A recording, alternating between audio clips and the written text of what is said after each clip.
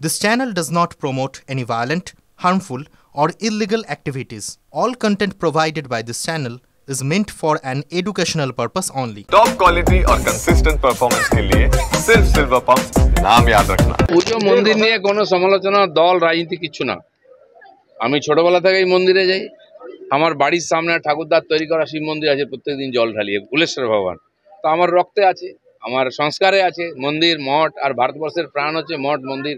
এইটা সেটা সুযোগ পেলে যে আজকে সংযোগবশত এসেছিলাম অন্য একটি প্রোগ্রামে দুর্গাপুরেতে, তো সেই সুযোগে জগন্নাথ মন্দির অনেকদিন পরে আসার সুযোগ হলো।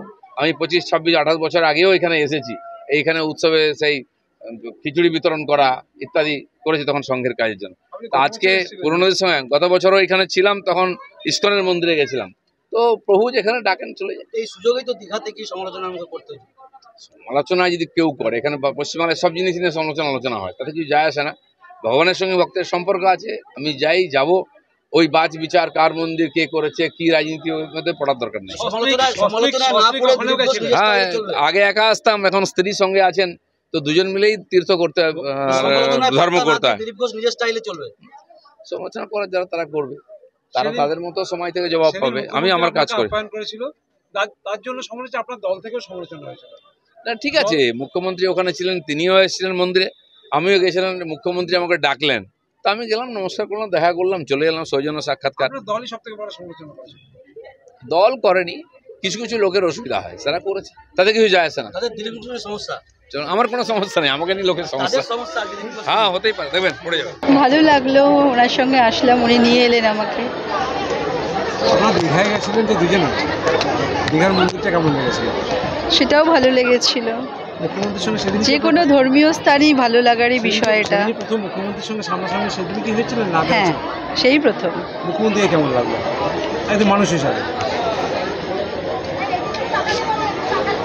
পলিসিগতভাবে তো না, এমনি অ্যাজ এ হিউম্যান বিং সেই টাইমটা আমাদেরকে সবসময় তো পলিটিক্স মাথায় থাকে না, এমনি তো অলওয়েজ তো প্রোটেস্ট করেই এসছি ওনার পলিসি। না, আমার হাজব্যান্ড এমন কিছু ভুল করতেই পারেন না।